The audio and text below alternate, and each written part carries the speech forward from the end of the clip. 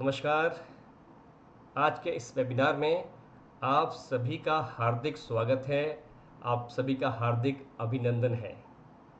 आज के इस वेबिनार में हम एक बहुत ही महत्वपूर्ण, क्या आप लोग मेरी आवाज़ सुन सकते हैं? कृपया हाथ खड़ा करें या कमेंट बॉक्स में लिखें।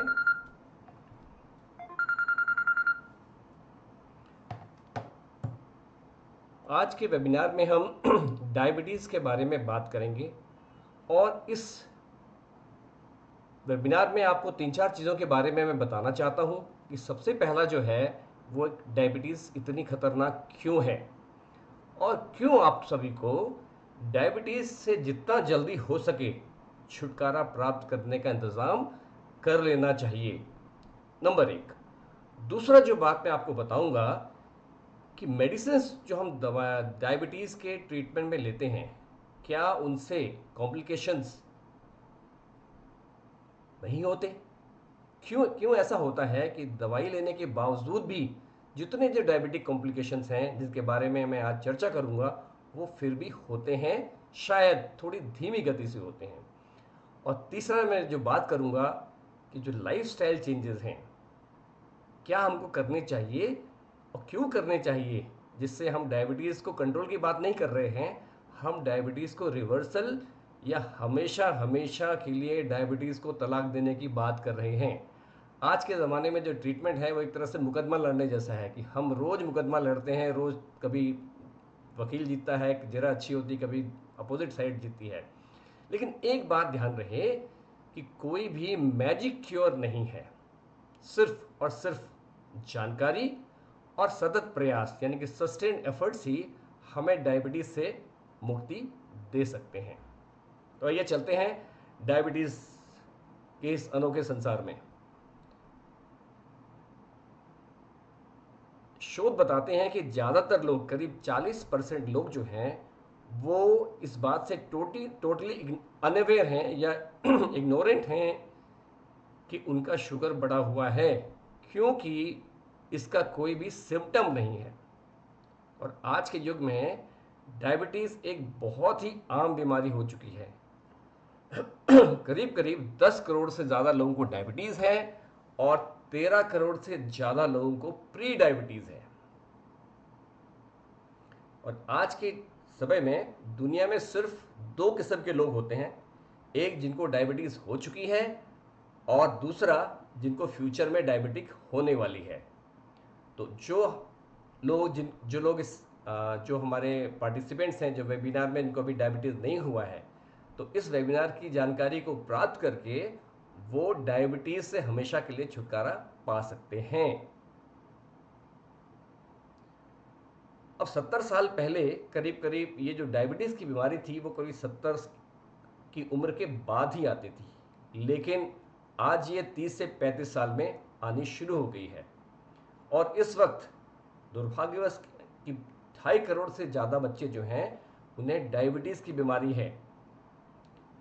और हम मेडिकल भाषा में कहते हैं कि अगर डायबिटीज़ जो है वो 40 साल से पहले हो जाए तो उसको अर्ली ऑनसेट कहते हैं। और ये जो 70 साल से जो 30 साल और बच्चों में जो डायबिटीज़ आ रही है, ये एक बहुत ही अशुभ संकेत है या is not a good sign. Diabetes एक बहुत ही गंभीर रोग है क्योंकि इसका अलग अलग और करीब करीब शरीर के सभी अंगों पर बहुत बुरा असर पड़ता है। जितना ज़्यादा डिजीज़ की ड्यूरेशन होगी उतने ज़्यादा कॉम्प्लिकेशंस होंगे और उतने ही भयानक या सीवियर कॉम्प्लिकेशन होंगे। और अगर ये किसी व्यक्ति को 30 साल की उम्र में होती है तो उसको जब वो 70-80 साल की उम्र में पहुंचेगा तो उसके शरीर में बहुत ज़्यादा कॉम्प्लिकेशंस होंगे और बहुत ही सीवियर कॉम्प्लिकेशंस होंगे। इसलिए जिस भी पेशेंट को डायबिटीज़ है, ये बहुत ज़रूरी है कि डायबिटीज़ को समझे, उसकी गंभीरता को समझे, उससे होने वाले दुष्प्रभावों को समझे और डायबिटीज़ को कंट्रोल या क्योर या रिवर्सल करने के प्रयास में लग जाए। अब एक आईसीएमआर स्टडी कहती है कि इस वक्त भारत में बहुत तेजी से डायबिटीज़ की बीमारी फैल रही है। जैसे 2019 में करीब 7 करोड़ लोगों को थी, जो 2025 में आते आते 10 करोड़ को लोगों को हो रही है। और इस वक्त देश में 13 करोड़ के आसपास प्री डायबिटीज़ हैं। लेकिन मज़ेदार बात यह है कि अभी तक इसको प्रिवेंट करने के कोई भी कदम उठाए नहीं गए हैं। थोड़ा बहुत जो कुछ डॉक्टर्स हैं जो सोशल मीडिया में इस बात का बताते हैं कि डायबिटीज़ को हम पूरी तरह से समाप्त कर सकते हैं, और ऐसे लोग बहुत ही कम हैं। और ज़्यादातर लोग जो हैं शुगर की बीमारी को गंभीरता से नहीं लेते हैं, और ज़्यादातर लोग ये सोचते हैं कि एक कोई टैबलेट मिल जाए जिससे शुगर में कंट्रोल होती रहे, या कोई जड़ी बूटी मिल जाए, या कोई आयुर्वेदिक ड्रग मिल जाए, और हम जो हैं अपना टेस्ट, अपनी लाइफस्टाइल जो है उस पर कोई भी कॉम्प्रोमाइज़ ना करें, उससे उन्हें कोई भी समझौता ना करना पड़े। अब एक इंडियन एक्सप्रेस में एक खबर छपी थी कि एक बैंकर जो था वो 40 साल की उम्र में उसको डायबिटीज़ हो गया था, लेकिन उसने मेडिकेशन नहीं ली, और वो जो घरेलू उपचार होते हैं जैसे कि करेले का जूस लो, इस तरह की दवाइयाँ लेता रहा या इस तरह की उपचार लेता रहा, और 60 साल की उम्र में उसको किडनी ट्रांसप्लांट की ज़रूरत पड़ गई है। अब आप देखते हैं कि जब डायग्नोसिस की जाती है डायबिटीज़ की, तो ब्लड शुगर की का वैल्यू क्या होता है। जैसे ये माना जाता है कि 100 से कम खाली पेट जो है वो ब्लड शुगर 100 से कम होना चाहिए, और 2 घंटे बाद 126 से अगर वो ज़्यादा होता है तो हम बोलते हैं कि पेशेंट को डायबिटीज़ है। और 2 घंटे बाद, अगर खाना खाने के 2 घंटे बाद अगर वो 140 से कम है तो नॉर्मल है, और 200 से ज़्यादा है तो डायबिटीज़ है। और इसके बीच में जो वैल्यूज़ आती हैं उनको हम बोल देते हैं ये प्री डायबिटीज़, यानी कि ये ना डायबिटीज़ है ना नॉर्मल है, बीच की स्थिति है। लेकिन अगर आप रिसर्च को देखें, बहुत सारी रिसर्च ये हमें बताती है कि अगर किसी का भी फास्टिंग ग्लूकोज या फास्टिंग ब्लड शुगर 85 से ज़्यादा है, तो इसका मतलब ये है कि उसकी जो मेटाबॉलिक हेल्थ है वो अब खराब हो रही है, या खराब होने की शुरुआत हो चुकी है, या यूं कहिए कि वो व्यक्ति जो है डायबिटीज़ वाली बस में बैठ गया है। अब दिल्ली बहुत ज़्यादा दूर नहीं है कि आने वाले समय में उसको डायबिटीज़ की बीमारी हो जाएगी। तो सबसे पहले देखते हैं कि डायबिटीज़ के कॉम्प्लिकेशंस या कुप्रभाव जो हमारे शरीर में पड़ते हैं वो क्या हैं।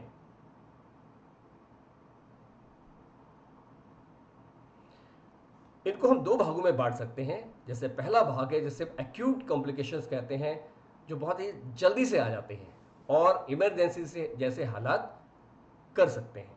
और दूसरे जो है क्रॉनिक कॉम्प्लिकेशन, जो लंबे समय की डायबिटीज़ के बाद होते हैं, और इनसे बहुत ज़्यादा इमरजेंसी तो नहीं होती क्योंकि पेशेंट के साथ जीता है, लेकिन बाद में इनका अंगों पे बहुत बुरा असर पड़ता है, जिससे कि हमारी क्वालिटी ऑफ लाइफ है वो बहुत ख़राब हो जाती है। तो ये देखते हैं कि एक्यूट कॉम्प्लिकेशंस या शीघ्रता से आने वाले दुष्प्रभाव क्या हैं। सबसे पहला जो प्रभाव है वो है हाइपोग्लाइसीमिया। हाइपोग्लाइसीमिया का मतलब है कि ब्लड खून में शुगर का जो स्तर है वो काफ़ी कम हो जाता है, और ये खास तौर पे उन लोगों के साथ होता है जो इंसुलिन लेते हैं या फिर बहुत अधिक व्यायाम कर लेते हैं। जैसे वो हाइपोग्लाइसीमिया या डायबिटीज़ की दवाई खा रहा है और एक दिन उसको जोश आया, वो लंबी रेस दौड़ गया, ऐसे में उसको हाइपोग्लाइसीमिया हो सकती है। या किसी कारणवश वो अपने समय पर खाना नहीं खा पाया लेकिन उसने दवाई ज़रूर ली है, इससे भी हाइपोग्लाइसीमिया हो सकती है।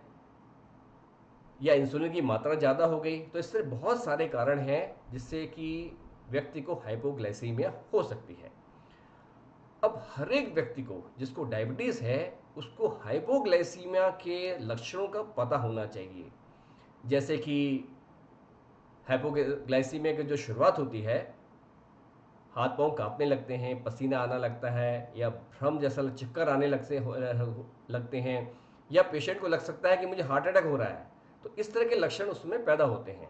और जैसे ही अगर लगे कि हाइपोग्लाइसीमिया हो रही है तो सबसे अच्छा है कि थोड़ी सी चीनी अपने मुंह में डाल लें, थोड़ी देर में उसके लक्षण ठीक ठाक हो जाएंगे। मुझे याद है कि जब मैं ऑफिस में था एक बार, तो हमारे एक कलीग ने मुझे बहुत ही घबराहट में जो मुझे रिंग किया कि पता नहीं उसको क्या हो गया है, उसके हाथ पैर कांप रहे हैं, पूरा शरीर थर थर कांप रहा है, और दिल की धड़कन बहुत तेज़ बढ़ गई है। तो मैंने उनसे पूछा कि आपको कोई प्रॉब्लम है, तो बोलता है मैं डायबिटिक हूँ। तो मैं डायबिटिक हूँ, तो उसके बाद मैंने कहा ठीक है आप मेरे पास आ जाइए, और तब तक मैंने जो है वो चीनी की एक थोड़ी सी 1 चम्मच चीनी अपने टी क्लब से मंगवा ली, और उसके बाद उनको खिलाई तो एकदम ठीक हो गए। तो इस तरह से हाइपोग्लाइसीमिया से बचने के लिए हर डायबिटिक को इसकी जानकारी होनी चाहिए, एक उन कारणों की जानकारी होनी चाहिए जिससे आदमी को हाइपोग्लाइसीमिया हो सकती है, और तीसरा अपनी जेब में एक चीनी की पुड़िया ज़रूर रखनी चाहिए।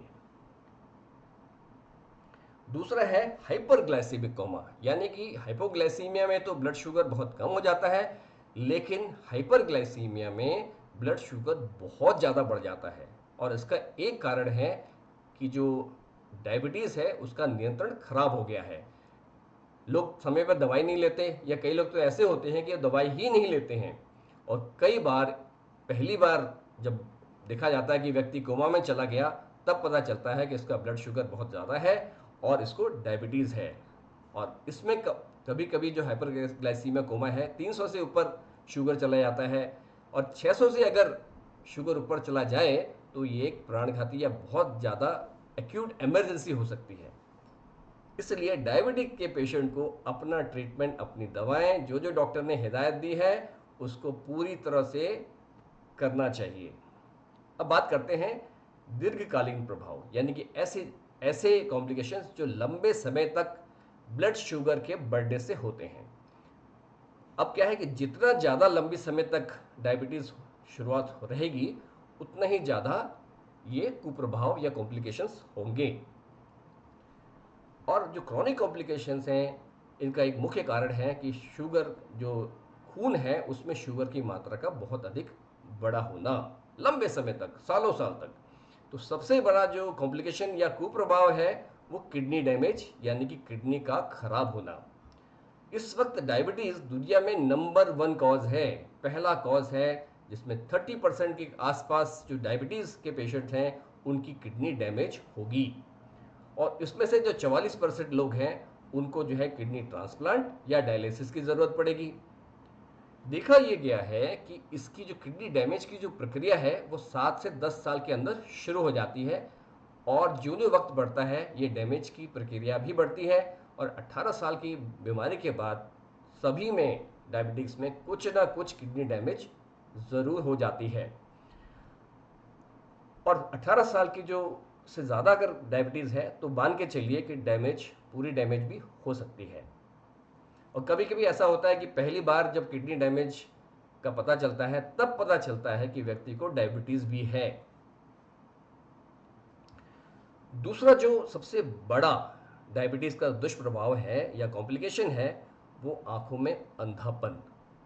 इस वक्त पूरी दुनिया में डायबिटीज़ नंबर 1 कॉज है ब्लाइंडनेस या अंधेपन का। इनफैक्ट अगर दुनिया से डायबिटीज़ गायब हो जाए तो मैं सोचता हूं कि अंधेपन के बहुत सारे केसेस खत्म हो जाएंगे। इसके अलावा डायबिटीज़ का आपके हृदय पे भी, यानी कि हार्ट पे भी बहुत बुरा असर पड़ता है। ये देखा गया है कि 70% डायबिटीज़ को जो है वो हाई बीपी, यानी कि उनका बीपी बढ़ जाता है, और करीब 65% से ज़्यादा डायबिटीज़ को हार्ट अटैक से उनकी मृत्यु हो जाती है। इसके अलावा लकवा यानी कि स्ट्रोक का खतरा जो है 1.5 से 2 गुना तक बढ़ जाता है। हम सभी जानते हैं हम सभी जानते हैं कि एक बार किसी को लकवा पड़ जाए तो एक लाइफ टाइम डिसेबिलिटी है, वो ज़िंदगी भर जो है उसको डिसेबिलिटी रहेगी और दूसरों पर निर्भर रहना पड़ सकता है। उसके बाद जो नेक्स्ट डैमेज है वो नर्व्स पे, यानी कि नसों पे जो है वो डैमेज होती है, और ये डैमेज जो है खून में बहुत अधिक मात्रा में ब्लड शुगर की वजह से होता है। अब आप देख रहे हैं इसमें दो फिगर, एक है हेल्दी नर्व का एक चित्र दिया है, और दूसरे में डायबिटीज़ द्वारा जो डैमेज नर्व है, खराब नर्व हो गई है, उसका चित्र ये दिया हुआ है। तो आप देख सकते हैं कि इन दोनों में कितना फर्क हो गया है। अब इस नसों के या नर्व्स के या तंत्रिका तंत्र की नसों को डायबिटिक के असर से एक बीमारी हो जाती है जिसे हम बोलते हैं डायबिटिक पेरिफेरल न्यूरोपैथी, और आम भाषा में आप ये समझ सकते हैं कि इसमें जो है हाथ पांव सुन्न हो जाते हैं, हाथ पांव में बहुत ज़्यादा झंझनाहट शुरू हो जाती है, पाँव में जलन हो सकती है, पाँव में दर्द हो सकता है, संतुलन भी बिगड़ जाता, कभी कभी ऐसा हो सकता है कि चलते चलते थोड़ा संतुलन बिगड़ गया, या पाँव में विकृति आ गई, या हाथ पाँव में ज़्यादा गर्म या ठंडा लगना शुरू हो जाता है। और जो है ये जो ग्लव्स होता है, जब हम दस्ताने पहनते हैं या मोजे पहनते हैं, उसी एरिया में ज़्यादा होता है। डायबिटीज़ के कारण ब्लॉकेजेस भी बहुत बढ़ जाते हैं, और हम सब जानते हैं कि बीपी का बढ़ना, हार्ट अटैक, इन सब का, और स्ट्रोक यानी कि लकवा पड़ना, इन सब का प्रमुख कारण जो है वो खून की नलियों में ब्लॉकेज होना है। अब ये एथेरोस्क्लेरोसिस यानी कि ब्लॉकेज और नर्व डैमेज यानी कि तंत्र का जो नुकसान है, उसका सबसे जो मिला जुला असर है वो हमारे हाथ और पाँव पे सबसे ज़्यादा पड़ता है। आप इसमें देख रहे हैं कि पाँव में एक छोटा सा एक लाली सी है, उसके बाद धीरे धीरे बढ़ता हुआ और एक कालापन जो दिखा रहा है वो गैंग्रीन बोलते हैं। ऐसे केसेस में पाँव को काटना भी पड़ सकता है। हाथ पाँव जो हैं उनमें वो सुन्न हो सकते हैं, उनमें पसीना आना बंद हो सकता है, चमड़ी जो है वो रूखी सूखी हो जाती है, और चूंकि जब चलते चलते पता नहीं चलता तो चोट लगना, छोटी मोटी चोटें लग जाती हैं और इन्फेक्शन हो जाता है। डायबिटीज़ के कारण हमारी जो इम्यूनिटी है यानी कि रोग से लड़ने की जो ताकत है वो भी बहुत कम हो जाती है, और घाव भरने में भी बहुत अधिक समय लगता है। तो उसी की वजह से आप ये डायबिटिक फुट का एक चित्र देख रहे हैं। और कई बार जो है पाँव की नलियों, खून की नलियों में अगर ब्लॉकेज हो जाती है तो आगे के हिस्से में जो है खून का आना कम हो जाता है, जिससे ये काला पड़ना देख रहे हैं आप शुरू हो गया है। सुशील कुमार जी ने बोला है कि आवाज़ नहीं आ रही है। क्या मेरी आवाज़ आपको आ रही है? कृपया करके बताएं। आ रही है। सुशील कुमार जी, हो सकता है आपका ऑडियो का वॉल्यूम कम हो। हाँ, ओके।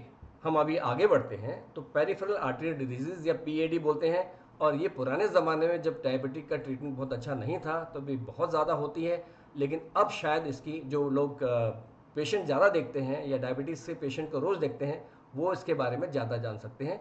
लेकिन पेरिफेरल आर्टरियल डिजीज़ या पीएडी जो है वो एक डायबिटीज़ का बहुत ही खराब यानी कि कुप्रभाव है।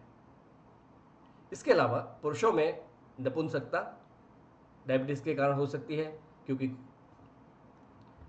डायबिटीज़ के रोगों में 30 से 50% तक का कैंसर रिस्क बढ़ जाता है, जैसे कि पैनक्रियाज का कैंसर, लीवर का कैंसर और आंतों का कैंसर। ये 3 कैंसर जो हैं वो डायबिटीज़ के पेशेंट में ज़्यादा पाए जाते हैं।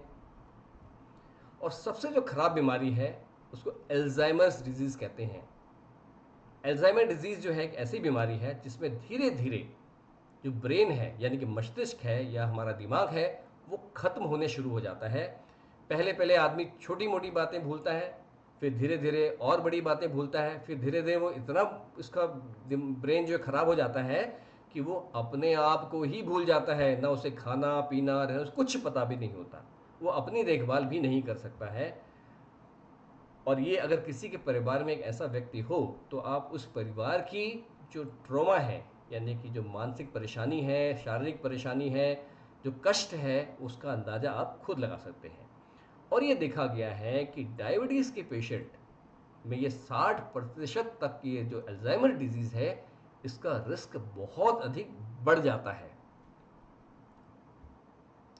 सो इसका अगर सारांश कहें तो आप डायबिटीज़ के पेशेंट्स के लिए ये चेतावनी है कि डायबिटीज़ एक रोग जो है वो एक दीमक के समान है जो धीरे धीरे शरीर को नष्ट करता है। इसलिए शुगर की बीमारी या डायबिटीज़ की बीमारी इसको जो है हल्के में नहीं लेना चाहिए।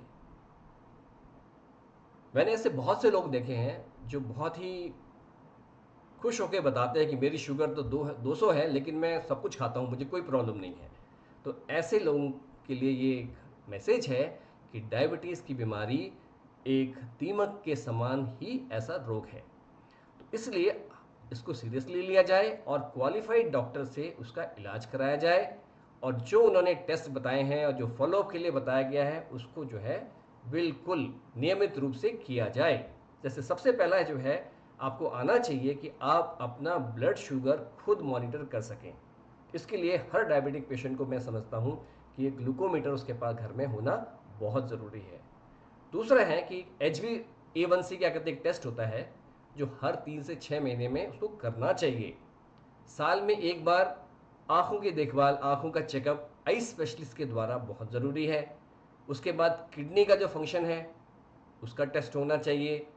फूड एग्जामिनेशन एक डॉक्टर से होना चाहिए जिससे कि वो देखे कि इसके इसके पाँव में खून का बहाव कैसा है या कोई न्यूरोपैथिक बीमारी तो नहीं हो रही है। और अपना लिपिड प्रोफाइल या कोलेस्ट्रॉल वगैरह उसकी जांच भी नियमित रूप से करानी चाहिए साल में एक बार। और एक बार अगर ये डैमेज शुरू हो जाती है तो ये वापस ठीक नहीं होती और वक्त के साथ साथ ये खराब ही होती जाएगी। यूँ कहिए कि ये वन वे ट्रैफिक है, इसमें कोई रिटर्न नहीं है।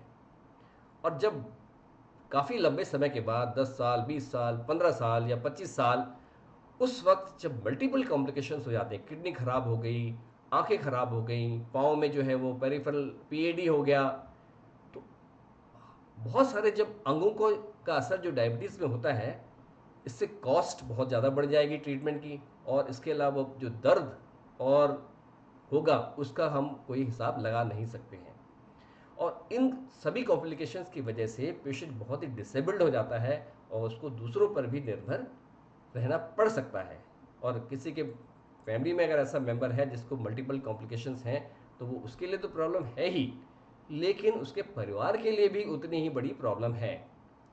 इसलिए जितना जल्दी हो सके इस बीमारी से अपना नाता तोड़ लें।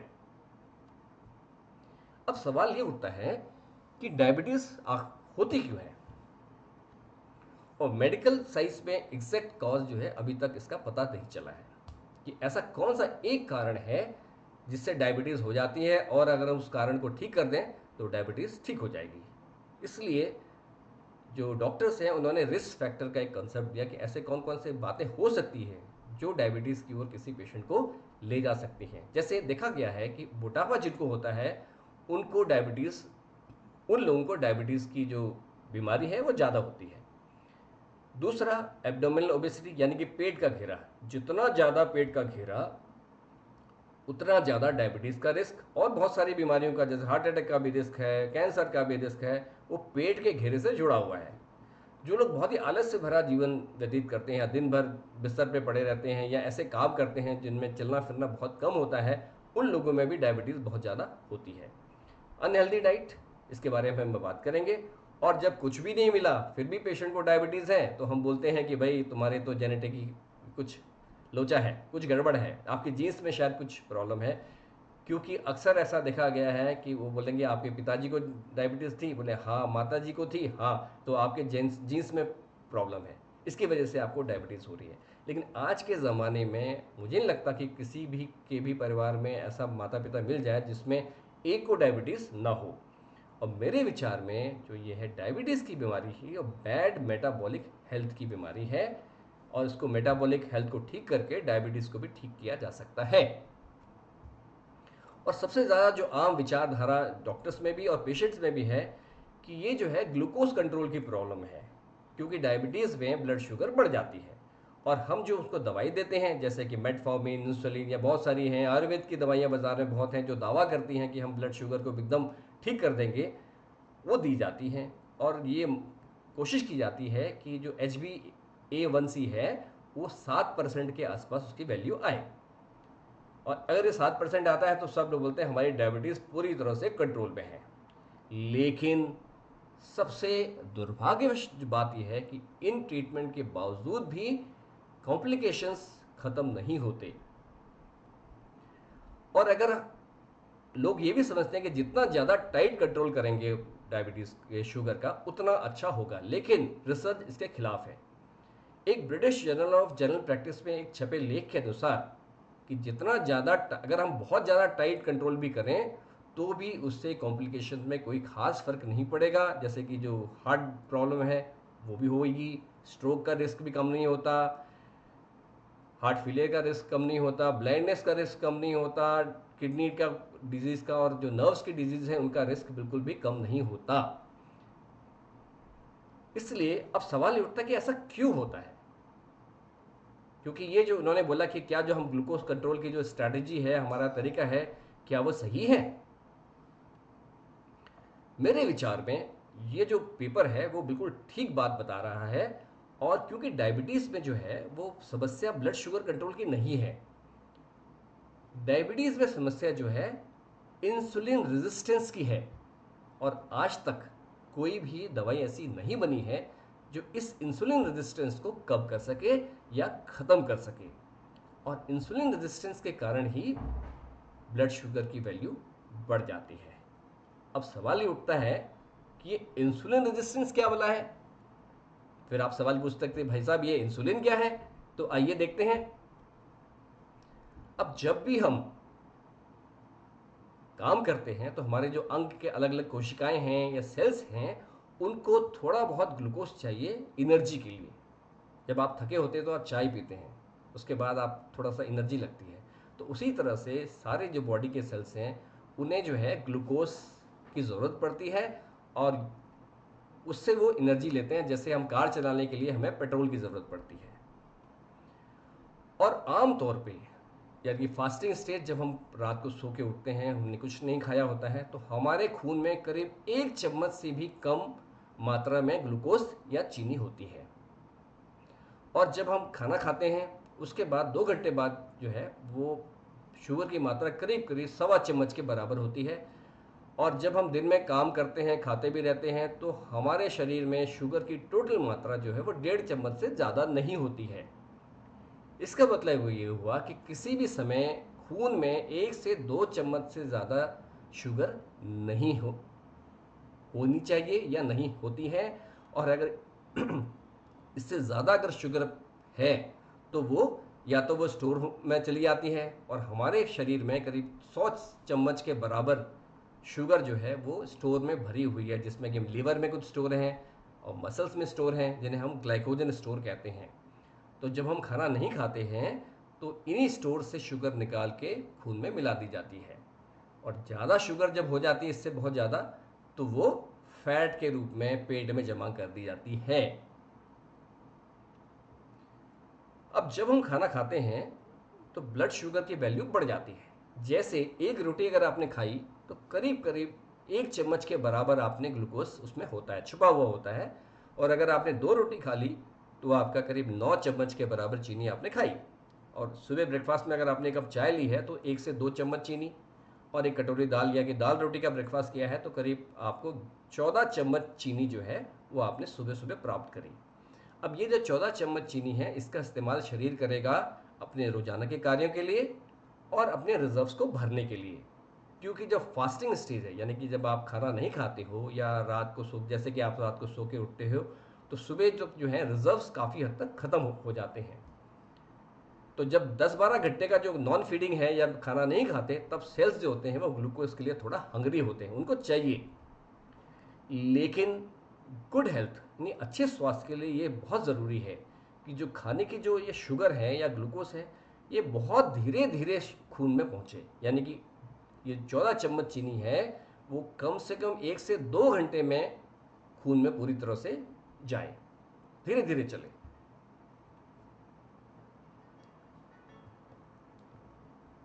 अब लेकिन प्रॉब्लम ये है कि इस ग्लूकोज को जो खून में आ गया है, इसको सेल्स जो हैं या कोशिकाएं जो हैं वो अपने आप यूटिलाइज नहीं कर सकते। क्योंकि जो गेट होता है जिसके जिसके थ्रू ये ग्लूकोज जो है कोशिका के अंदर या सेल के अंदर जाता है, वो लॉक्ड रहता है। और इस लॉक को खोलने के लिए जो है पेनक्रियास नाम की एक ग्रंथि जो होती है, वो इंसुलिन नाम का जो हार्मोन है वो खून में छोड़ती है। अब इंसुलिन जो क्या करता है कि वो गेट जो होते हैं वो खोल देता है, जिससे ग्लूकोज जो है वो कोशिका के अंदर चला जाता है या अंगों के अंदर जा सकता है। और अगर शरीर में इंसुलिन नहीं है तो इस ग्लूकोज को का इस्तेमाल नहीं किया जा सकता। और एक बार जब ग्लूकोज अंदर चला गया, सेल को जितना ग्लूकोज चाहिए था वो सेल ने ले लिया। उसके बाद जब सेल का पेट भर गया ग्लूकोज से, तो वो अपना गेट खुद बंद कर लेता है। इस बात को आपको समझना बहुत ज़रूरी है। और जब आप देखिए कि शरीर में लाखों ऐसे कोशिकाएं हैं, तो जब वो अपना अपना कोटा या अपने हिस्से का ग्लूकोज ले लेती हैं, तो शरीर में ग्लूकोज की मात्रा या खून में ग्लूकोज की मात्रा एकदम कम हो जाती है। और जब ग्लूकोज की मात्रा कम हो गई तो फिर इंसुलिन का भी कोई काम नहीं है। इसलिए 2 घंटे बाद आमतौर पे ग्लूकोज की वैल्यू भी अपने बेस लाइन पे आ जाती है और इंसुलिन की वैल्यू भी बेस लाइन पे आ जाती है। तो समय समय पर ग्लूकोज का बढ़ना और समय समय पर इंसुलिन का बढ़ना ये और घटना, ये एक नॉर्मल प्रक्रिया है, एक स्वस्थ शरीर की नॉर्मल प्रक्रिया है।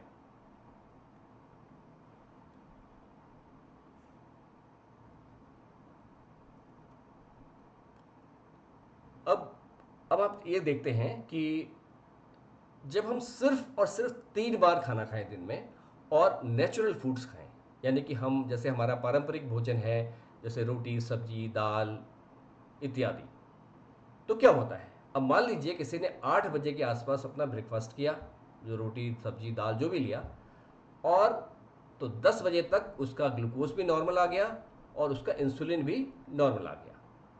अब 10 बजे से लेके अगर 1 बजे उसने लंच किया और बीच में कुछ भी नहीं खाया, तो 3 घंटे जो है वो इंसुलिन की मात्रा एकदम कम हो गई, जीरो, यानी कि बहुत ही लो लेवल पे आ गया। और 1 बजे लंच किया, उसके बाद 3 बजे तक ये सारा सारा जो इंसुलिन बढ़ गया था वो नीचे आ गया। फिर उसने जो है 8 बजे रात के डिनर किया, तो डिनर खत्म किया तो 10 बजे तक ये इंसुलिन और बढ़े हुए रहे, लेकिन 10 बजे से लेकर सुबह 8 बजे तक इंसुलिन बिल्कुल बेस लाइन पे आ गया। तो इस तरह से 6 घंटे के लिए, वो भी 2-2 घंटे के अंतरकाल में इंसुलिन बढ़ा और 18 घंटे तक इंसुलिन जो है बहुत ही कम मात्रा में शरीर में था। हमारे शरीर के स्वास्थ्य के लिए इंसुलिन का कम होना और कभी कभी बढ़ना और घटना ये एक बहुत ही ज़रूरी प्रक्रिया है। अब मान लीजिए कि अब आपने, आजकल हम लोग स्नैकिंग बहुत करते हैं। इनफैक्ट जो हमें पढ़ाया भी गया है कि आपको थोड़ा थोड़ा करके खाते रहना चाहिए, जिससे कि आपका वजन ना बढ़े या आपको हाइपोग्लाइसीमिया ना हो। अब देखते हैं कि जब हम बार बार ये स्नैकिंग करते हैं या बीच में खाना खाने के बीच में खाना खाते हैं तो क्या होता है। अब देखिए कि ब्रेकफास्ट किया, 2 घंटे बाद इंसुलिन और ग्लूकोज लेवल नीचे आ रहे थे, लेकिन उसके बाद आपने स्नैकिंग कर दी, तो अब फिर से एक बार इंसुलिन बढ़ गया और ग्लूकोज बढ़ गया। फिर लंच किया, फिर लंच में बढ़ गया, फिर आपने फिर स्नैक कर लिया, 4 रुपये की चाय पी ली, बिस्किट खा लिए, समोसे खा लिए, और इस तरह से कई लोग डिनर के बाद भी सोने से पहले कुछ स्नैक्स खा लेते हैं कि मेरे शरीर में ग्लूकोज की कमी ना हो। तो इस तरह से अब जो है सिर्फ और सिर्फ 8 घंटे के लिए जो है वो इंसुलिन जो है कम हुआ, बाकी 16 घंटे इंसुलिन की मात्रा बढ़ी रही। तो अब ये उल्टा हो गया है। अगर हम सिर्फ 3 बार खाना खाएं तो इंसुलिन 16 घंटे कम रहेगा और 8 घंटे बढ़ा रहेगा, और अगर हम बार बार खाना खाते हैं, स्नैकिंग करते हैं, तो 16 घंटे बढ़ गया, 8 घंटे कम हो गया। अब सवाल ये उठता है कि इंसुलिन जब बढ़ जाता है शरीर में तो उसका क्या असर होता है। जब भी हाई लेवल होगा इंसुलिन का, तो जो है ज़्यादा से ज़्यादा ग्लूकोज को सेल के अंदर पुश कर दिया जाएगा और फैट को जो है वो बर्न नहीं करने देता इंसुलिन, तो फैट जमा होता रहेगा, आदमी मोटा होता रहेगा। इसलिए अगर कोई भी व्यक्ति बार बार खाना खाता है और लेट नाइट डिनर करता है, यहाँ तक कि वो नेचुरल जो हमारा प्राकृतिक भोजन है वही खाता है, फिर भी इंसुलिन का लेवल बढ़ जाने की वजह से उसको इंसुलिन रेजिस्टेंस होगी और फैट डिपोजिशन यानी कि weight gain over a period होगा। आपने देखा होगा कि धीरे धीरे, जिसे मिडिल एज स्प्रेड भी कहते थे, कि धीरे धीरे वजन हर साल थोड़ा थोड़ा बढ़ जाता है। वो इसीलिए होता है कि अगर हम नेचुरल खाना भी खाएं या अपना प्राकृतिक ट्रेडिशनल भोजन भी करें, तो भी इंसुलिन का लेवल बार बार खाना खाने की वजह से कभी कम नहीं हो पाता है। इसलिए बार बार खाने की आदत और लेट नाइट डिनर, ये दोनों आपको डायबिटीज़ और दूसरी जितनी बीमारियां हैं उनकी तरफ आपको धकेलती हैं। तो पहला लेसन, स्नैकिंग बंद करिए, लेट नाइट डिनर बंद करिए, और आपके डिनर और अगले दिन के ब्रेकफास्ट के बीच में कम से कम 12 घंटे का जो अंतरकाल है या टाइम इंटरवल है उसको रखना है। अगर ज़्यादा कर सकते हैं तो बहुत अच्छी बात है। अब ये तो था, आपने बात करी जो हम नेचुरल खाना खाते हैं या हमारा प्राकृतिक रूप से जो पैदा हुआ भोजन है या रियल फूड्स उनको कहते हैं, वो खाते हैं। आज के ज़माने में जो शुगरी फूड्स है, जैसे कि फास्ट फूड है या मैदा, चीनी से बने हुए खाने भोजन पदार्थ हैं, उनका प्रचलन बहुत ज़्यादा बढ़ गया है। अब अगर आप एक आइसक्रीम का एक स्कूप खाएं, जो जनरली कोई खाता नहीं है, तो उसमें 5 से 6 चम्मच चीनी होती है। अगर एक कोल्ड ड्रिंक पी ले बॉटल 300 ml की, तो उसमें 8 चम्मच चीनी होती है। इस तरह से पेस्ट्री में भी 6 से 8 चम्मच चीनी हो सकती है। पिज़्ज़ा, ब्रेड, इन सब में बहुत अधिक मात्रा में चीनी होती है। लेकिन इस चीनी का क्या प्रॉब्लम है कि ये चीनी रिफाइंड होती है, नंबर एक। तो ये बहुत तेज़ी से खून में पहुंचती है, यानी कि अगर प्राकृतिक रूप से भोजन किया जाए, उसमें उस भोजन की जो चीनी है वो 1 से 2 घंटे में अगर खून में पहुंचती है, तो ये जो रिफाइंड है वो 30 मिनट में पीक पे चली जाती है, मतलब बहुत तेज़ी से वो जो है उसका बढ़ जाता है। तो जब बहुत ज़्यादा शुगर खून में आ जाती है, तो उस शुगर को कंट्रोल करने के लिए बहुत अधिक मात्रा में इंसुलिन भी बनाना पड़ेगा। तो इंसुलिन की मात्रा भी बढ़ जाती है। लेकिन जो सेल है, सेल बहुत ज़्यादा ग्लूकोज नहीं ले सकता है, उसकी अपनी कैपेसिटी है। तो वो क्या करता है, इस इंसुलिन के असर से बचने के लिए वो इंसुलिन के गेट को बंद कर देता है। जैसे अगर हम डॉक्टरी भाषा में कहें तो रिसेप्टर्स जो हैं वो डाउन रेगुलेट हो जाते हैं। और अब जो है उतने से भी उस इंसुलिन की मात्रा से काम नहीं चलेगा, तो शरीर को ज़्यादा इंसुलिन बनाना पड़ता है गेट खोलने के लिए। तो जब शरीर को ग्लूकोज को नॉर्मल वैल्यू में लाने के लिए जब ज़्यादा इंसुलिन बनाना पड़ता है, तो हम कहते हैं कि अब जो है इंसुलिन रेजिस्टेंस जो है या इंसुलिन प्रतिरोध वो शरीर में पैदा हो रहा है।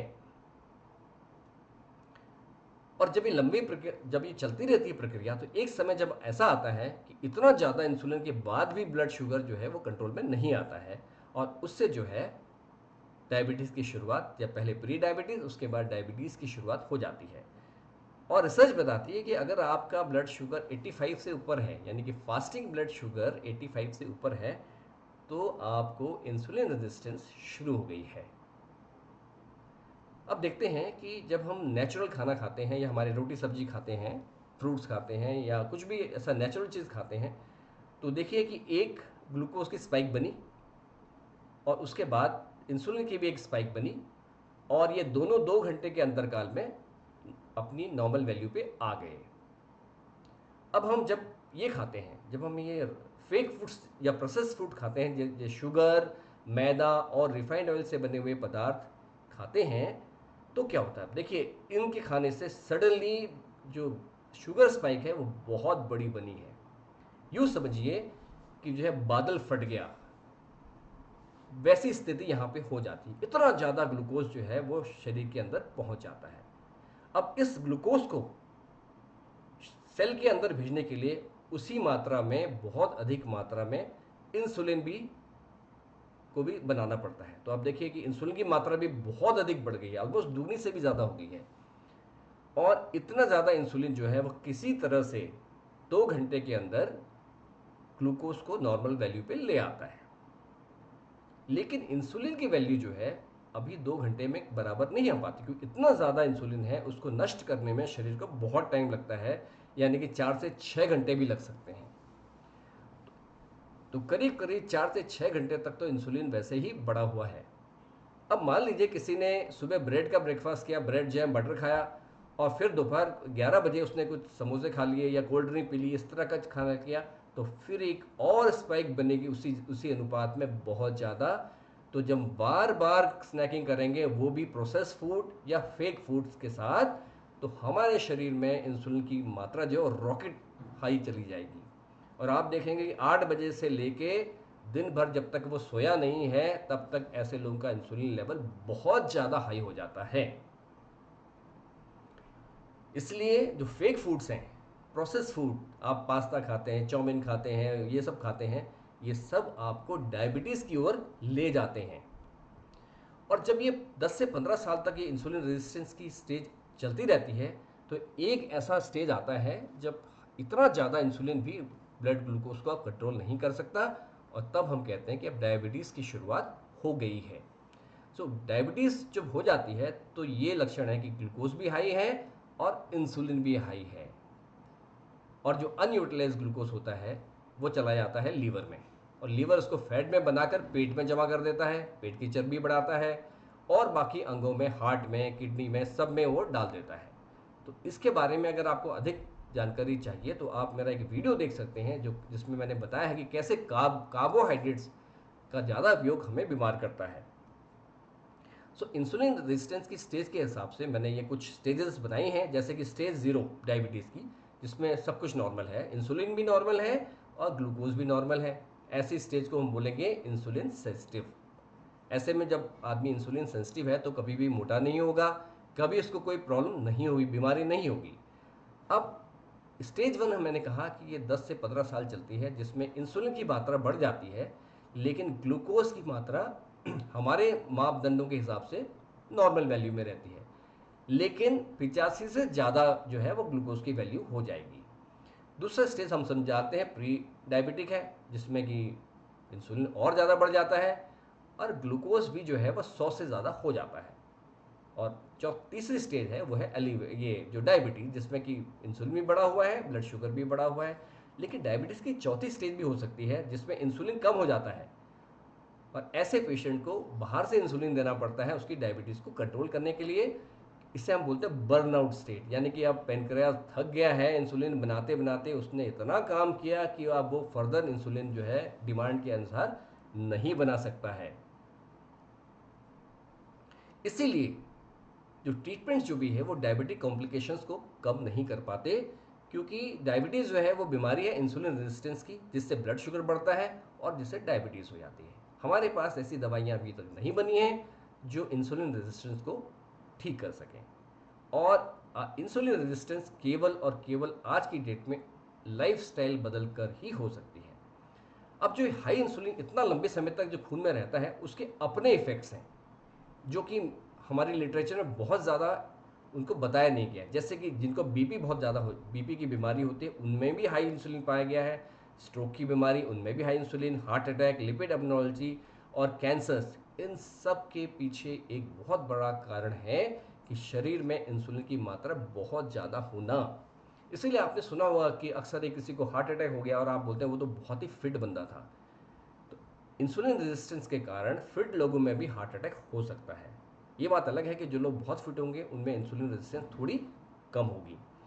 और इंसुलिन रेजिस्टेंस का सबसे बड़ा जो कारक है, यानी कि कारण है, रीज़न है, वो है रिपीटेड स्नैकिंग या बार बार खाना, और हाई शुगर, जो शुगर, मैदा वाली चीज़ें हैं, रिफाइंड ऑयल, इन चीज़ों से बनी हुई वस्तुओं का ज़्यादा से ज़्यादा इस्तेमाल करना।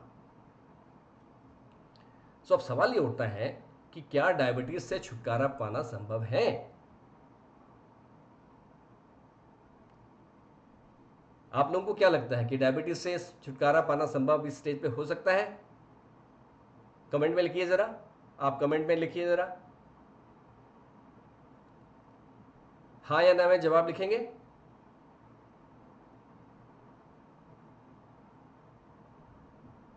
चलिए मैं आपको बताता हूं कि इसका आंसर है हाँ, डायबिटीज से छुटकारा पाया जा सकता है।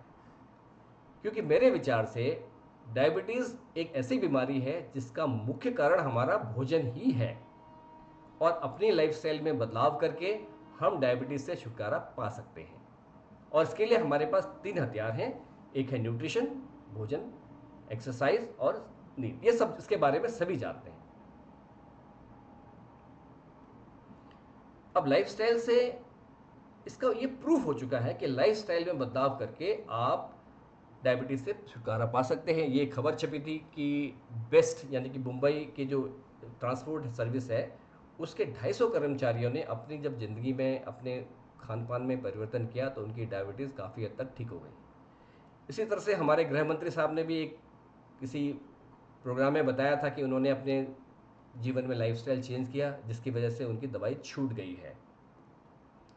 और एक हमारी हमारी ग्रुप के सदस्य हैं जिनकी उम्र करीब 23 साल है, तो उन्होंने भी लाइफस्टाइल में परिवर्तन करके अपना जो है प्री डायबिटीज़ को ठीक किया। जैसे 1 साल पहले उनका फास्टिंग शुगर 93 था, जो डॉक्टरों के हिसाब से बिल्कुल ठीक है, लेकिन ये जो है बताता है कि इनके शरीर में इंसुलिन रेजिस्टेंस शुरू हो चुकी थी। और मैंने उनको बताया था कि आपको अभी अपना जो है चेंज कर दीजिए। और 6 महीने बाद जब उन्होंने नापा तो वो लेवल जो है 110 पे आ गया। तो तब उन्होंने जो है डाइटरी लाइफस्टाइल चेंजेस अपनाए, जिसकी वजह से 6 महीने के अंदर उनका फास्टिंग शुगर 73 पे आ गया। मैंने भी क्या कहते हैं, मेरा ब्लड शुगर भी 110 के आसपास होता था, और जब से मैंने बदलाव किए तो अब मेरा ब्लड शुगर भी 90 के आसपास हो गया है। तो इस तरह से लाइफस्टाइल चेंजेस करके हम डायबिटीज़ से पूरी तरह से छुटकारा पा सकते हैं। ये लिस्ट है जो आने वाले समय में जो हम कुछ पेड वेबिनार करेंगे, जैसे कि एल्डरली प्रॉब्लम्स, एल्डरली में जो स्लीप प्रॉब्लम्स होती है उनके सोल्यूशंस क्या हैं, वो कारण क्या हैं। एल्डरली लोगों का न्यूट्रिशन बहुत ज़्यादा ख़राब होता है, इसलिए उनके न्यूट्रिशन पे भी मैंने कुछ वेबिनार करूँगा, जैसे कि प्रोटीन कितना खाना चाहिए, कैसे खाना चाहिए, फिर फैट एंड ऑयल्स पे है, एल्डरलीज को क्या क्या एक्सरसाइज करनी चाहिए, एल्डरली को अपनी बैलेंस डाइट वो कैसे बना सकते हैं, और कुछ ऐसे हैं जिसमें आप वो तरीके जिससे आप हेल्थ एंड लॉन्जिविटी के सीक्रेट्स को जान सकते हैं। इनकी डेट्स हम बाद में अनाउंस करेंगे। तो आप में से बहुत से लोग अगर चाहें तो प्रीमियम पोषण शिक्षा ग्रुप के भी सदस्य बन सकते हैं। आइए अब देखते हैं कि वो लाइफस्टाइल क्या है जिससे हम डायबिटीज़ पे छुटकारा पा सकते हैं। सबसे पहला जो है वो है कि डॉक्टर की एडवाइस जो है, जो मेडिसिन लेनी है और जो टेस्ट हैं उनको बिल्कुल नियमित रूप से उनका पालन करें।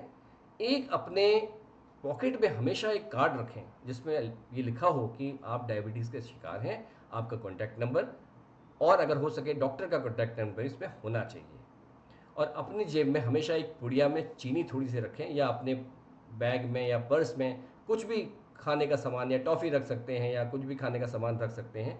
अगर हाइपोग्लाइसीमिया का अटैक पड़ता है तो इसका इस्तेमाल करके आप उससे बच सकते हैं। अगला आता है आपको अपनी स्किन यानी कि त्वचा की देखभाल कैसे करनी है।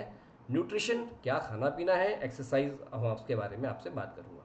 तो जो मैंने बताया था कि जो स्किन है वो सबसे ज़्यादा हाथ पाँव की डायबिटीज़ में प्रभावित होती है, क्योंकि ब्लड सर्कुलेशन कम हो जाता है, नर्व्स जो होती हैं वो डैमेज हो जाती हैं, जिसकी वजह से उनको पता ही नहीं चलता कि उनको चोट लगी है। तो इसलिए सोने से पहले हर डायबिटीज़ पेशेंट को अपने हाथ पाँव का निरीक्षण अच्छी तरह से करना चाहिए। अगर उसमें कहीं कोई कट नज़र आ रहा है छोटा सा हल्का सा, या ब्रूजेस बोलते हैं, ब्रूजेस हैं या कट हैं या कुछ भी नज़र लाल सा नज़र आ रहा है, तो उनको अपने डॉक्टर की सलाह अवश्य लेनी चाहिए। निरीक्षण करने के बाद हाथ पाँव को माइल्ड सोप से धोना है, उनको सुखाना है, और उसके बाद उस पर मॉइस्चराइज़र कुछ लगा सकते हैं या कोकोनट ऑयल लगा सकते हैं। और डायबिटीज़ के पेशेंट्स को कभी भी नंगे पाँव नहीं चलना चाहिए, क्योंकि अगर थोड़ा बहुत कट गया तो उनको पता ही नहीं चलेगा। अब डाइट जो है, डायबिटीज़ के अगर संसार को देखें तो बहुत सारी डाइट्स घूम रही हैं। हर डाइट बोलती है कि मेरी डाइट जो है उससे ब्लड शुगर कम हो जाता है। तो लो कैलोरी डाइट है, लो फैट डाइट है, लेकिन एक लो कार्ब डाइट भी होती है कि उसमें कार्बोहाइड्रेट को जो है 50 ग्राम से कम पर डे रखते हैं, कि ग्रेन्स मत खाओ, अन्न मत खाओ। लेकिन प्रॉब्लम क्या है कि हिंदुस्तान में तो हम अनाज ही खाते हैं, रोटी, चावल, श्री अन्न या मिलेट्स खाते हैं, तो हम लोग उस डाइट को फॉलो नहीं कर सकते हैं। और नॉन वेजिटेरियन जो लोग हिंदुस्तान में, वो रोज़ 3 बार नॉन वेजिटेरियन नहीं खाते हैं। ज़्यादातर लोग नॉन वेजिटेरियन सिर्फ टेस्ट के लिए खाते हैं, वो भी कभी कभार। इसलिए ये जो डाइटरी प्रैक्टिसेस हैं वो आम आदमी के लिए एकदम फिट नहीं है। तो पहला स्टेप है कि आपको अपने खान पान की आदतों में बदलाव करना होगा। बार बार खाना और लेट नाइट डिनर्स ख़त्म करना है।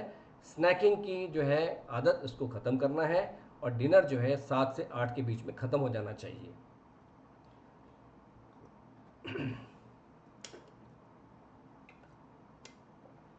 उसके बाद आपको रियल फूड या नेचुरल फूड्स और जो फेक फूड्स हैं उनका इस्तेमाल बंद करना है। जैसे रियल फूड्स जो होते हैं वो खेतों में बनाए जाते हैं, फैक्ट्रियों में नहीं तैयार होते हैं।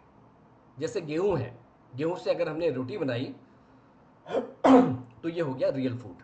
लेकिन गेहूं से अगर हमने ब्रेड बनाई तो ये हो गया फेक फूड। फेक फूड जो होते हैं, या प्रोसेस फूड कह लो, या उनको हम जंक फूड भी कहते हैं, ये जो हैं हम फैक्ट्री में बनाए जाते हैं। और दूसरा, ऐसी कोई भी चीज़ ना खाएं जिसका एडवर्टाइजमेंट किया गया हो कि ये बहुत हेल्दी है। याद रखिए, जो चिल्ला चिल्ला के बोल रहा है कि मैं हेल्दी हूँ, वो हेल्दी नहीं है। कभी आपने देखा है बाजार में कि सब्जी का कोई एडवर्टाइजमेंट किया जाता है, जबकि या फ्रूट जूस बाजार में मिलते हैं, या क्या कहते हैं, ये शुगरी ड्रिंक्स हैं, उनको हेल्थ ड्रिंक के नाम पे बेचा जाता है। तो दिन में आप 2 से 3 बार ही खाना खाएं, जैसे आपको सूट करता है। सबसे अच्छा होगा कि जब आपको भूख लगे तभी खाना खाएं। और जंक फूड या फेक फूड या जो ये प्रोसेस फूड हैं, इनको आपको बिल्कुल भी इस्तेमाल नहीं करना है। दूसरा है कि आपको अपने भोजन में प्रोटीन की मात्रा एकदम पर्याप्त होनी चाहिए, और हमारा टारगेट होना चाहिए कि हमें 25 से 30 ग्राम प्रोटीन जो है प्रत्येक समय के भोजन में प्राप्त होना चाहिए। अब जो हमारा जो भारतीयों का भोजन है, ज़्यादातर लोग ब्रेकफास्ट में रोटी सब्जी करते हैं या पराठा सब्जी खा लेते हैं, या जो थोड़े हाई क्लास होते हैं वो ब्रेड जैम और सैंडविच खा लेते हैं। तो इनमें प्रोटीन की मात्रा बहुत कम होती है और कार्बोहाइड्रेट बहुत ज़्यादा होते हैं। इसलिए टारगेट होना चाहिए कि 25 से 30 ग्राम प्रोटीन मिले, और हर समय के भोजन में, प्रत्येक समय के भोजन में 1 कटोरी दाल और 250 ml जो दूध या दूध से बने हुए पदार्थ होने चाहिए। तो जो लोग मीट अंडा खाते हैं, उनको हमारी तरफ से कोई, मेरी तरफ से कोई रोक टोक नहीं है, वो जितना मर्जी खा सकते हैं। और इसके लिए आपको जो है प्रोटीन पावर की जो है मेरे कुछ वीडियोस हैं, और कुछ वीडियोस हैं मील एनालिसिस पे, जिसमें मैंने कुछ टाइप के मील्स को एनालाइज किया है कि इनका प्रोटीन कंटेंट ज़्यादा है कम है, तो आप उसको देख सकते हैं। अब एक मील प्लान अगर देखें तो आपकी थाली को आधा पोर्शन जो है उसको सलाद से भर दीजिए। सलाद में बहुत ज़रूरी है कि 1 टमाटर, 1 मीडियम साइज प्याज और नींबू, आधा नींबू कम से कम उसमें इस्तेमाल होना चाहिए। आप उसके बाद उसमें कुछ भी मिला सकते हैं, स्प्राउट्स मिला सकते हैं आपकी पसंद के अनुसार। और 1 कटोरी दाल आपके थाली में होनी चाहिए, और 1 कटोरी दही या दूध, 1 गिलास दूध, ये आपके उसमें होना चाहिए। उसके बाद तीसरा भाग जो हो गया वो हो गया अनाज, रोटी चावल आप खा सकते हैं, सब्जियां, और हो सके अगर आप हरे पत्तों वाली सब्जियां खा सकते हैं तो बहुत उत्तम होगा, बहुत ही अच्छा होगा।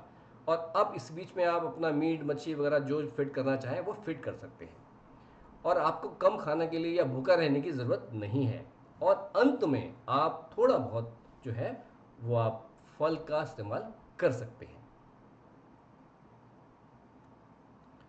और क्रम भी आपको याद होना चाहिए कि आपको अपना खाना कैसे खाना है। सबसे पहले 10 से 15 मिनट जो है गिलास पानी पी लीजिए।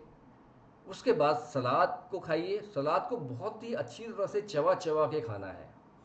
उसके बाद आपके जो रोटी सब्जी दाल चावल जो भी है उसको खा लीजिए, और अंत में आपको थोड़ा बहुत आप फल ले सकते हैं या मीठा ले सकते हैं। मीठे की जगह अगर आप फल लें तो बेहतर होगा, क्योंकि ये रिसर्च बताती है कि जब आप भोजन के साथ फल लेते हैं तो उससे शुगर की जो स्पाइक है वो काफ़ी कम हो जाती है।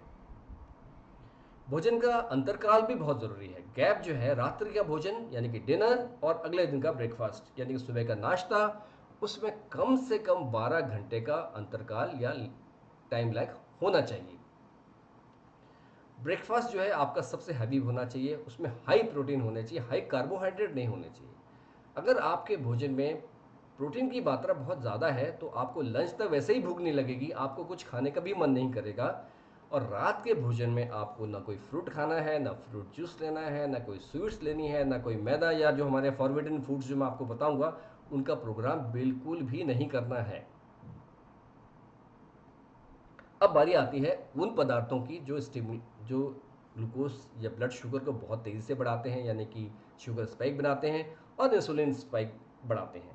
तो इनको मैंने नाम दिया फॉरबिडन आइटम्स फॉर डायबिटीज़, या डायबिटिक्स के लिए वर्जित पदार्थ। सबसे पहला वर्जित पदार्थ की श्रेणी में आता है शुगर। शुगर आपको सिर्फ 3 से 4 चम्मच से ज़्यादा प्रतिदिन का इस्तेमाल नहीं करना है।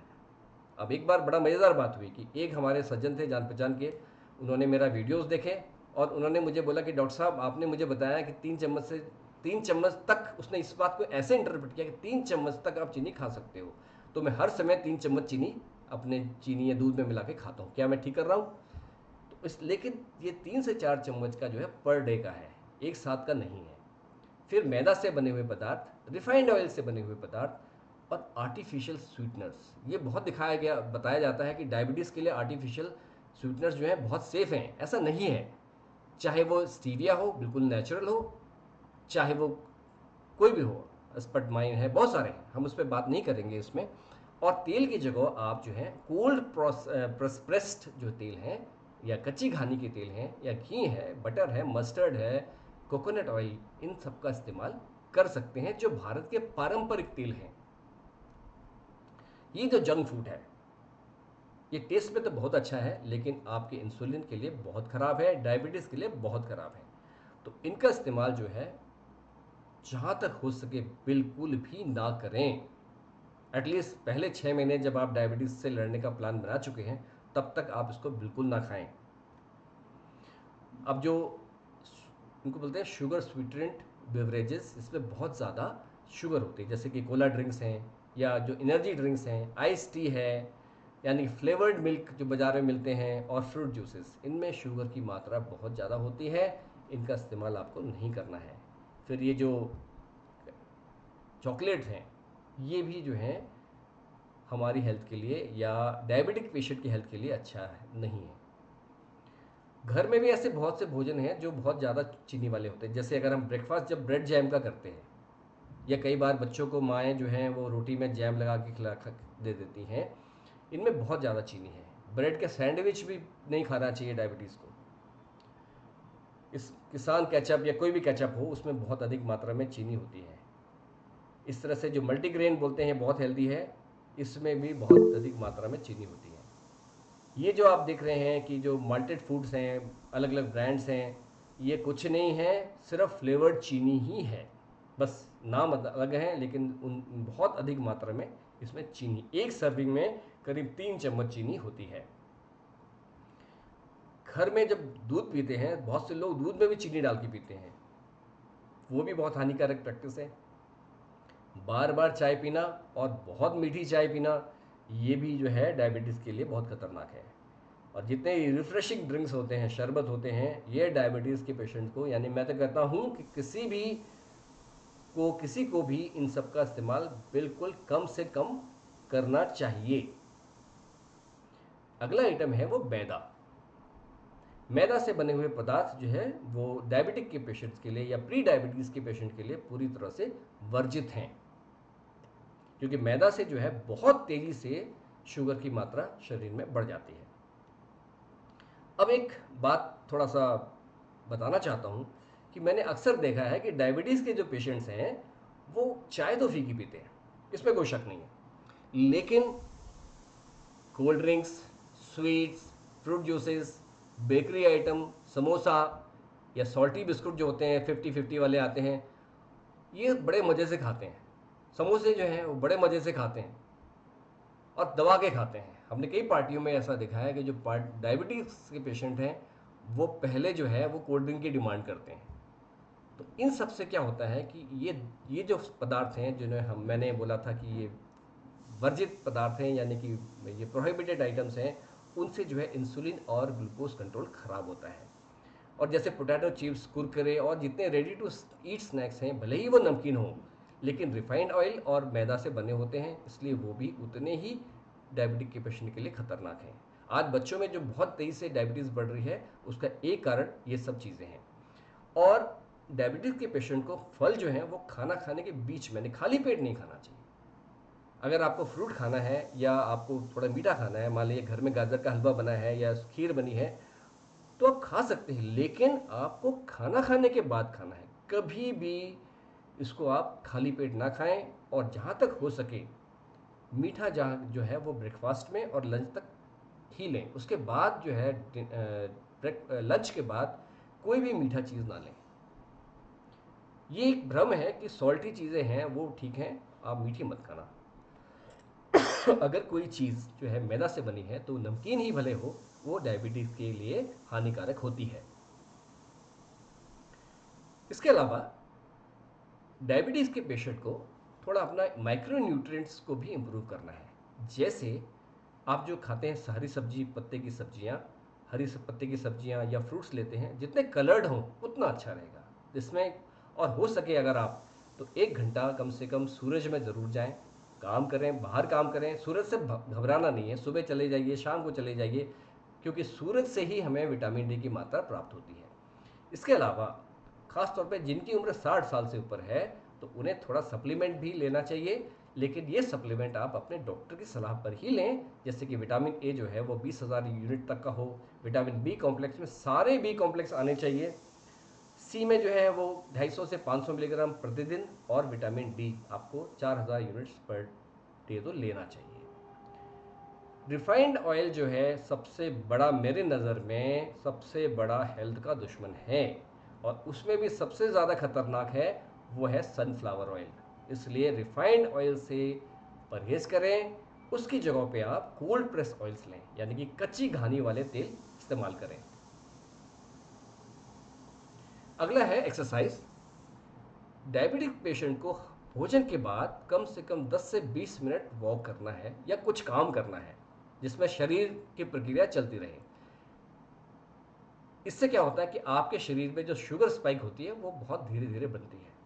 बाकी आप 1 घंटा एक्सरसाइज करिए, चाहे एरोबिक्स करिए, चाहे आप जिम में जाके एक्सरसाइज कर लीजिए, वेट का कर लीजिए, या फिर अपने घर में ही योगाभ्यास कर लीजिए। तो इस तरह से आपको एक्सरसाइज जो है वो करनी चाहिए। और दिन भर आपकी एक्सरसाइज ऐसे होना चाहिए कि आप दिन भर आपका शरीर सक्रिय रहे। ऐसा नहीं होना चाहिए कि आप 1 घंटे तो गए, आपने जिम में बहाया या 1 घंटा वॉक करके आए, उसके बाद आपका ऐसा काम है जो आपको दिन भर टेबल पे बैठ के ही करना है, जरा भी मूवमेंट नहीं है। तो ऐसे करने से डायबिटीज़ पूरी तरह से उसमें उसका प्रभाव नहीं होगा। तो बहुत ज़रूरी है कि अगर आप एक्सरसाइज ना भी करते हो लेकिन दिन भर आपको शारीरिक रूप से सक्रिय रहना बहुत ज़रूरी है। घर का काम करना सबसे अच्छा है।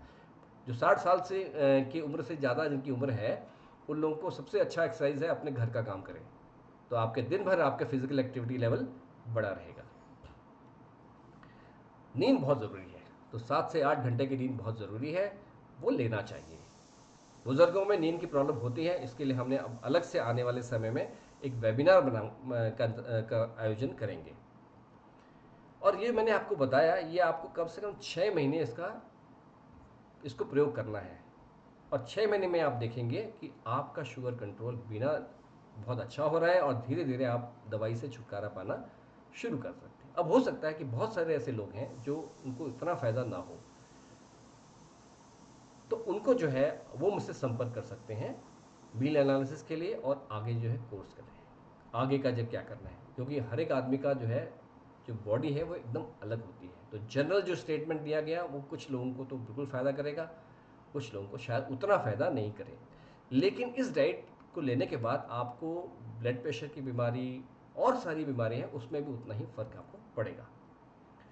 अब जब ये अगर नहीं हो पाता, मान लीजिए उतना फ़ायदा नहीं हुआ, तो हम स्टेप 5 और 6 में चलते हैं, जैसे इंटरमीडिएट फास्टिंग और फास्टिंग।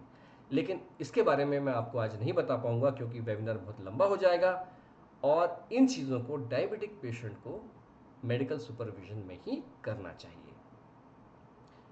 तो इस तरह से हम अब इस वेबिनार के अंतिम चरण में पहुंच चुके हैं कि क्रक्स क्या है।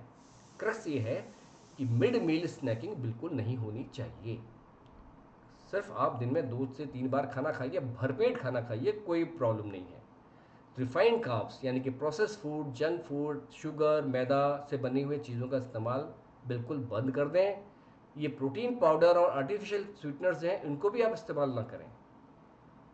और वोल ग्रेन से अनाज, दालें, सब्जियां, इन पे कोई भी कहीं को रोक टोक नहीं है, आप खा सकते हैं। और सबसे ज़रूरी बात, अपना ट्रीटमेंट, अपना इलाज, उसको नेग्लेक्ट ना करें, उसको नज़रअंदाज ना करें, क्योंकि ट्रीटमेंट से इन कॉम्प्लिकेशंस को काफ़ी हद तक धीमा किया जा सकता है। और डाइट अगर आप उसको उसमें ऐड करते हैं तो ये कॉम्प्लिकेशंस की रफ्तार बिल्कुल ज़ीरो भी हो सकती है। मैंने किताब पढ़ी थी डायबिटीज़ कोड, ये डॉक्टर जेसन फंग ने लिखी। ये अपने आप में एक लैंडमार्क डायबिटीज़ की मैं कहूँगा किताब है। हर डायबिटिक के पेशेंट्स को इसको पढ़ना चाहिए। ये आपको इंटरनेट पे अवेलेबल होगी। आप मुझे अगर कंसल्ट करना चाहते हैं तो उसके लिए आप मुझे ईमेल कर सकते हैं। ये मेरा व्हाट्सएप नंबर पे आप मुझे सिर्फ और सिर्फ व्हाट्सएप मैसेज भेज सकते हैं। अब इससे पहले कि हम फैसला हमें करना है कि हम अपने बुढ़ापे को कैसा चाहते हैं।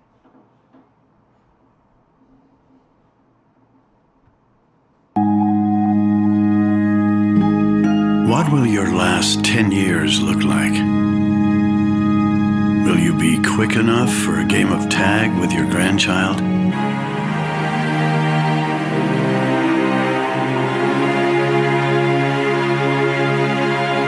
Will you grow old with vitality? Or get old with disease?